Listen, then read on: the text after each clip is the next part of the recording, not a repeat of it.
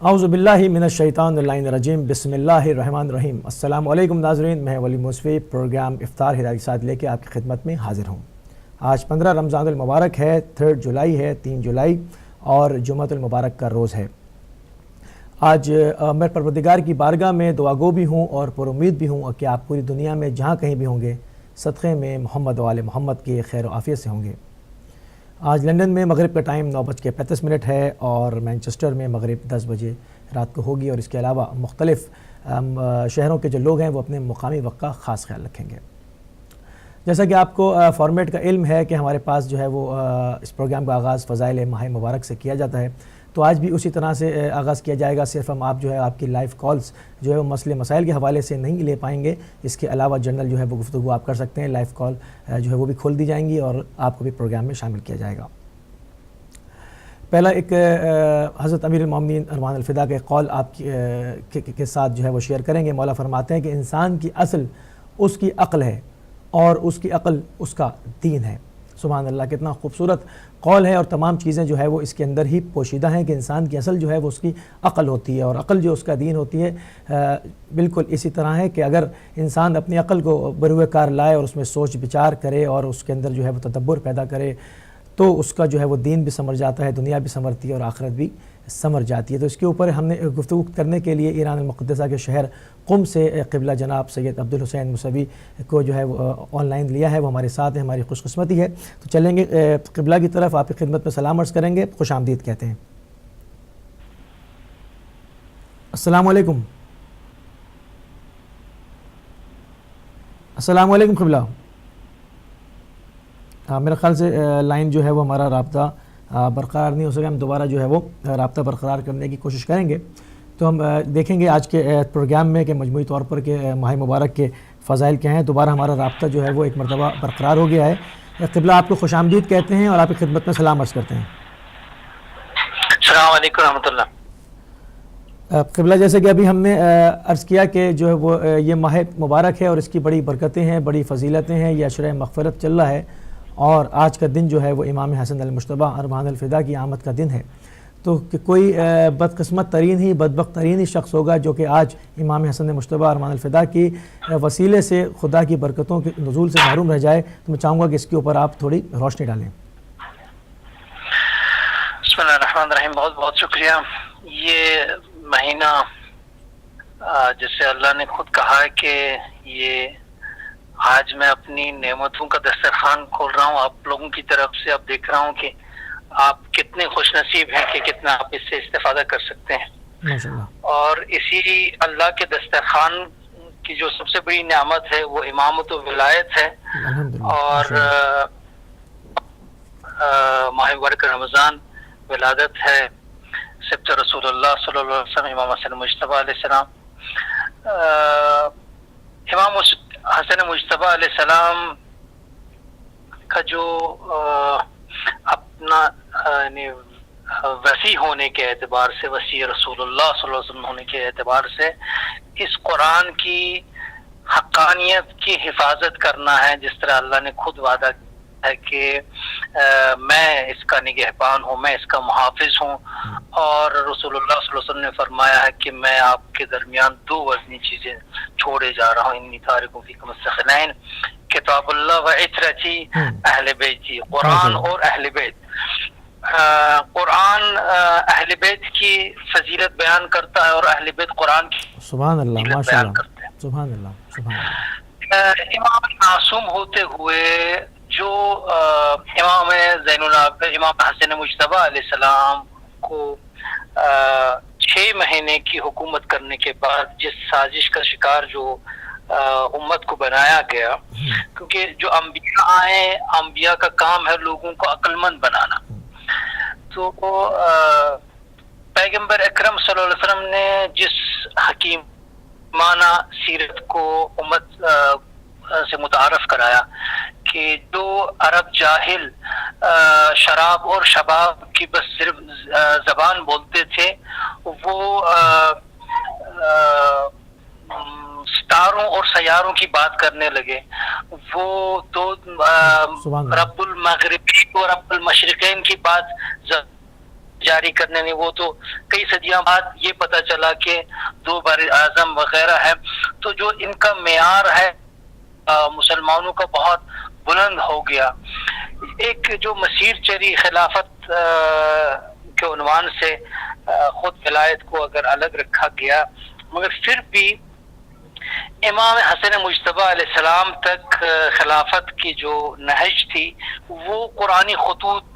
کو نہیں چھوڑ پا رہی تھی. مگر امام حسن مجتبی کے زمانے میں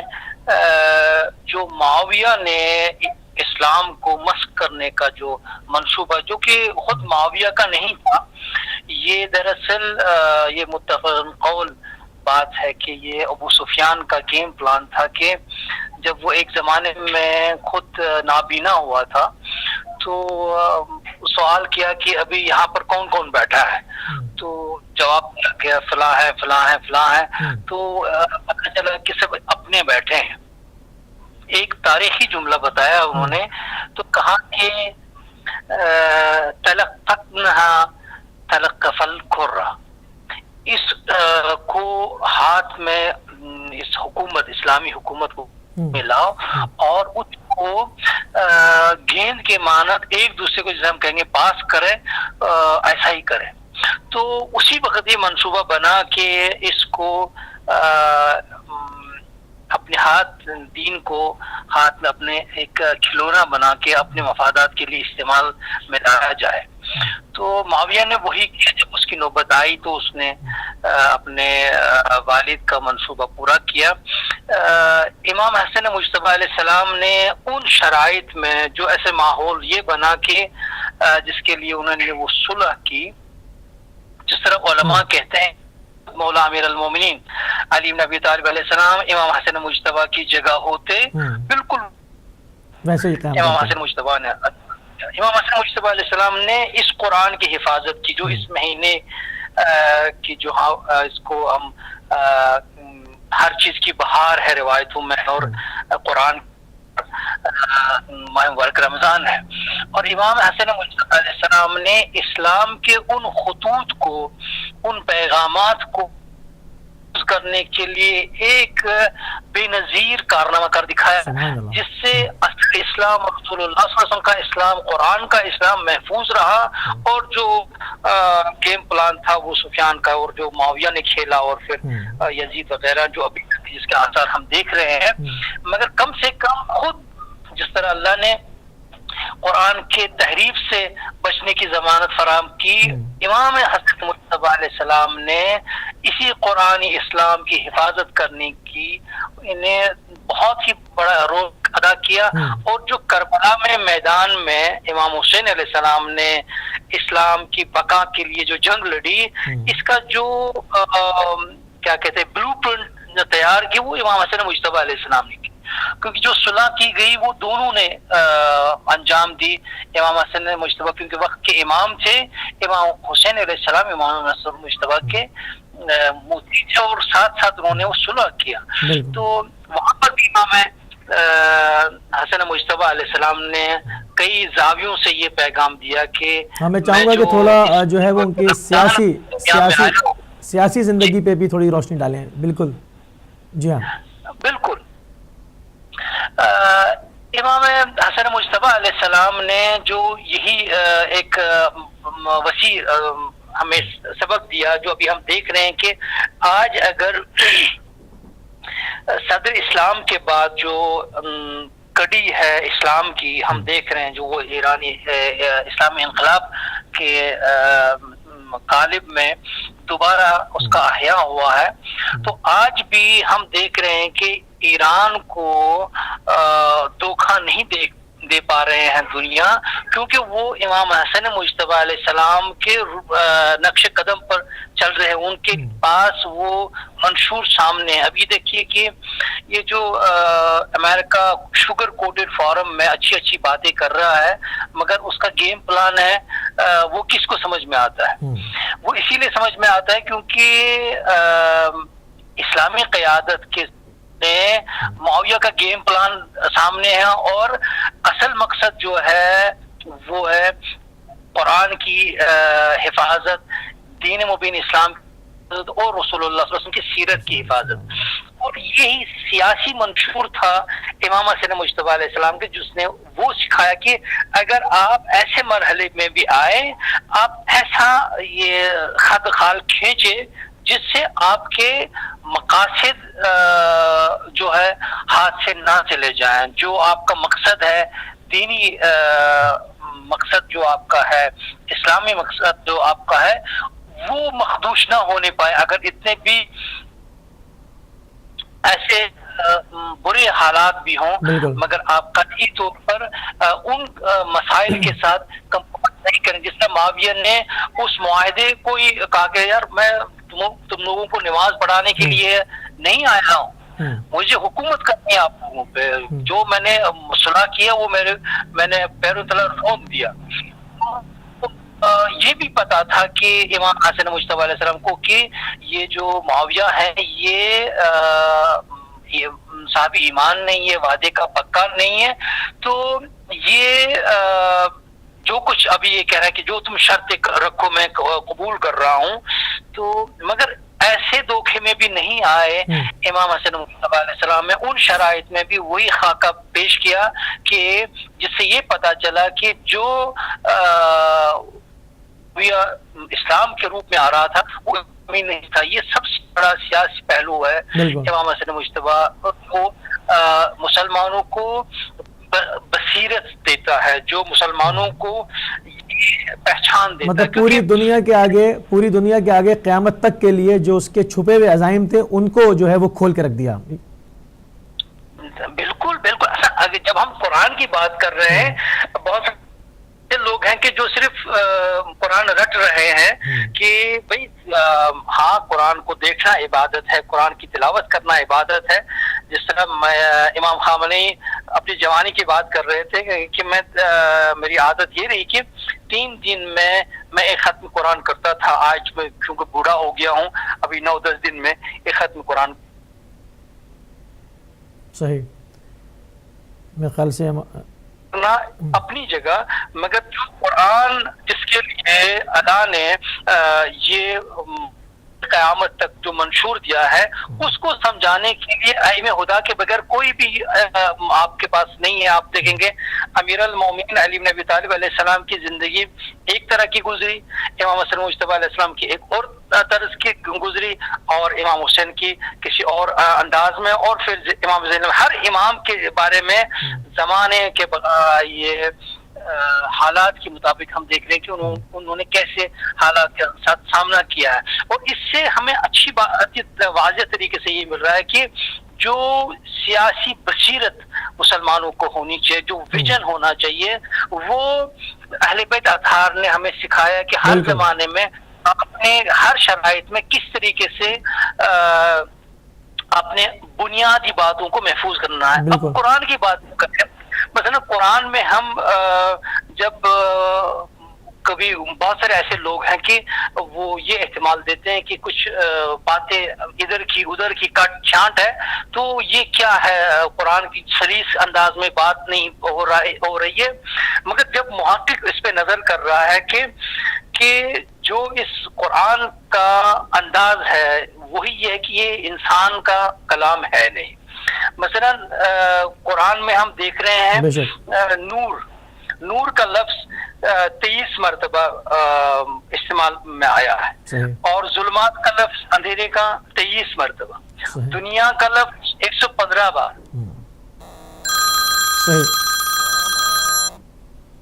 مشتقات 145 مرتبہ، حیات 145 مرتبہ، نفع 50 مرتبہ، فساد اس کے مشتقات 50 مرتبہ، صالحات 167 مرتبہ، سیئات یعنی گناہ اسی طرح 167 مرتبہ، 88 مرتبہ، ملائکہ 28 مرتبہ، ایمان اور اس کے مشتقات 811 مرتبہ، علم اس کے مشتقات 811 مرتبہ. الفاظوں میں بھی جب ہم وہ دیکھتے ہیں کہ ایک کوئی خاص پیغام دیا جاتا ہے کوئی خاص مقصد کی طرف رہنمائی کی جاتی ہے. اہل بیت اطہار نے بھی اپنی زندگی میں جس ڈھنگ سے بھی قرآن کی کلمات کے جیسے اگر سیاق و سباق نرالے اندازے میں ہر سورے کی اپنی دھن ہے، مگر ہر سورے کی پیغام میں کچھ ایسا نورانی پیغام ہے جس سے مسلمان کی اصلی جو سیرت پتہ چلتی ہے کہ اس کا رہن سہن کیا ہے، اس کا مدعا کیا ہے، یہ کرنا کیا چاہتا ہے، جانا کہاں چاہتا ہے. یہ اہل بیت اطہار کی دین ہے. امام حسن مجتبی علیہ السلام نے ایسے ہی قرآنی الفاظ کے مانند اپنی پوری زندگی میں جو کچھ بھی خاص کر اس 6 مہینے کے دور میں جو سیاست کے داؤ پیچ دنیا کو سکھائے، جس طرح ابھی اقوام متحدہ نے بھی اعتراف کیا ہے کہ مولا امیر المؤمنین کا جو خط ہے مالکہ وہ سب سے جو پولیٹیکل بیسٹ سولوشن جو ہے پورے ورلڈ آرڈر کے لیے. ماشاءاللہ. یہ امام حسن مجتبی علیہ السلام نے ایک نوٹ جس کا اب آج ہم جو ابھی ایران اور 5+1 کی نیگوسیشن ہو رہی ہے، یہاں پر ایران میں میکسیمم صرف اسی حضرت امام حسن مجتبی علیہ السلام کی صلح کو فالو کر کے انالیسس کر کے دیکھتے ہیں کہ امام حسن مجتبی نے ہمیں کیا سکھایا ہے اور آج کل کے حالات میں ہمارے لیے کیا پیغام ہے. یہ صرف ائمہ معصوم علیہ السلام کی سیرت میں ایسے رہنما اصول ملتے ہیں، اور یہ خوش قسمتی ہے کہ ہم اپنے آپ کو انہیں دنیا بھی الحمدللہ شیعہ محمد کو اس نورانی ائمے سے منسوب کرتے ہیں. تو آپ کیا دیکھتے ہیں کہ جو اس وقت امت کی حالت ہے، جو سرگردانی ہے کہ جدھر جاتے ہیں وہاں پر جو ہے وہ پرابلم ہے، تو ہم بار بار جو ہے وہ ہمارے یہاں سے ہمارے مختلف پلیٹ فارم سے جتنی بھی جو بھی نشر و اشاعت کے ادارے جو کہ آل محمد سے مربوط ہیں، اتنے ممبروں پہ سے امت کو بارہا دعوت دی جاتی رہی ہے کہ وہ آئیں اور دوبارہ سے جہاں سے راستہ ولایت کا منقطع ہو گیا تھا وہاں سے سلسلے کو جوڑیں تو ان کی عظمت رفتہ بحال ہو سکے. میں چاہوں گا اس کے اوپر تھوڑی روشنی ڈالیں. دیکھیے، جس طرح میں نے اس میں ابو سفیان کے اس جملے تلقف القرہ، ہمیں جبکہ یہ جملہ شیعہ مورخین نے بھی نقل کیا ہے اور سنی کسی نے اس کے بارے میں اختلاف نہیں کیا کہ ابو سفیان نے کہا کہ اس کو گیند کی مانند ایک دوسرے کے پاس کرتے جاؤ. ہمیں الحمدللہ یہ بات سمجھ میں آئی ہے. تو تاریخ میں زمانے سے لے کر صلح امام حسن کر اسلامی انقلاب کے دور تک شیعہ مظلوم رہا، اہل بیت کی بات کرنے کا موقع نہیں ملا. کبھی یہاں اسلامی انقلاب سے پہلے یہاں کا بادشاہ شیعہ تھا، اور بہت سارے جس طرح ابھی سنی دنیا میں یہ سوچ ہے کہ بھئی کم سے کم یہ تو سنی ہمارا اپنا بادشاہ ہے، تو یہی شیعوں کا بھی سوچ یہی تھا کہ پورے مسلم ورلڈ میں ایک شیعہ بادشاہ ہے، اس کے خلاف کوئی بات کرنا گناہ ہے، وہ ہے، یہ ہے. مگر وقت نے ثابت کر دیا کہ وہ کسی بھی اعتبار سے شیعہ تھا نہیں. ایسا ہی حال ہے سنی ورلڈ میں، جہاں وہ حاکم ہے وہ سنی ہے مگر وہ اصل میں سنی ہے نہیں، جس طرح یہاں کا رضا شاہ پہلے بھی تھا. تو یہ یا اگر اس سے پہلے بھی جو دور دیکھا جائے، صفی دور بھی کہیں، اس کو بھی اگر کہیں گے شیعہ دور، مگر جو حاکمیت تھی وہ ولایت کے ہاتھوں میں نہیں تھی، وہ نائب امام کے ہاتھ میں نہیں تھی، وہ مرجع تقلید کے ہاتھ میں نہیں تھی، وہ ایک بادشاہ کے ہاتھ میں تھی، اگرچہ وہ شیعہ تھا. تو اسلامی انقلاب نے جو اسی صلح امام حسن مجتبی کو لے کر اسی سیرت کا جلوہ دکھایا کہ حاکم وہ ہونا چاہیے جو مطلقاً اللہ، کیونکہ اسلام نے جو فلسفہ دیا ہے کہ انسان پہ صرف خدا حکم کر سکتا ہے، انسان پر انسان نہیں کر سکتا. بالکل. اور یہ اگر جو حاکم ہو، حاکم ایسا شخص ہونا چاہیے جو احکام الہی کے بارے میں مکمل علم رکھتا ہو، تاکہ وہ لوگوں کو اس حکومت داری اور اس سیاست مداری کے بارے میں اس پر نظارت کرے، وہ دیکھے کہ آیا یہ لوگ اللہ کے احکام کے مطابق عمل کرتے ہیں کہ نہیں. بہت خوبصورت. ایسے دور میں شیعہ کوئی غلطی کرے گا وہ سب سے بڑی غلطی ہوگی، اور جو اس کو کبھی اللہ معاف نہیں کرے گا، کیونکہ ایک طرف اہل بیت اطہار کا جو رہنما اصول ہے، اور دوسری طرف یہ کہ عملی طور پر ہم آج دیکھ رہے ہیں کہ کس طرح اہل بیت کی سیرت سامنے آئی ہے. اور مسلم ورلڈ میں جو ایران کو چھوڑ کر جو سنی ورلڈ میں آپ نے جس طرح اشارہ کیا،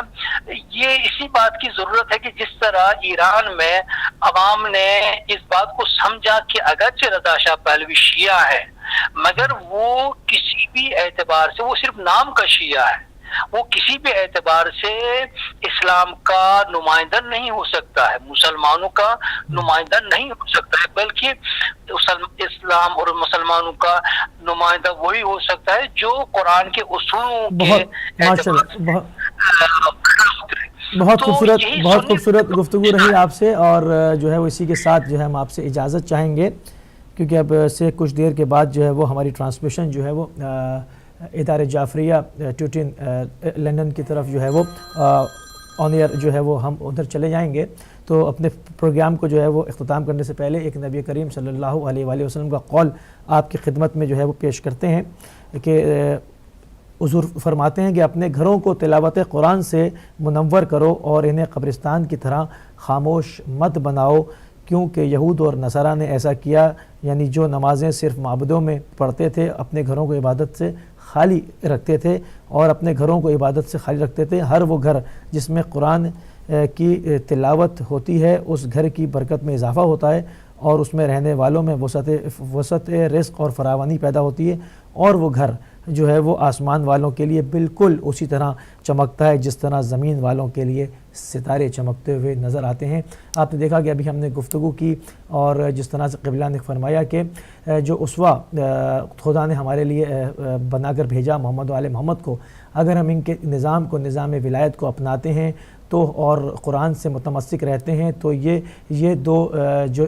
چیزیں ہیں، یعنی قرآن اور اہل بیت کا جو تعلق ہے یہ کبھی بھی ختم نہیں ہو سکتا، اور ان کے ذریعے ہی قرآن کو سمجھا جا سکتا ہے. اور اگر ہم قرآن کو سمجھ جاتے ہیں اور قرآن پہ عمل پیرا ہوتے ہیں اس کی تعلیمات پر، مگر محمد و آل محمد کی سیرت پر چلتے ہوئے، تو پھر یہ کہ تمام جو امہ کا جو جتنے مسائل ہیں مسلمان امت کے، وہ سدھرنے کی شکل جو ہے وہ اس کی کامیابی، اس کی جو ہے وہ امید پیدا ہو جائے گی. ادروائز جو ہے وہ جو صورتحال ہے وہ آپ دیکھ رہے ہیں جو کہ بد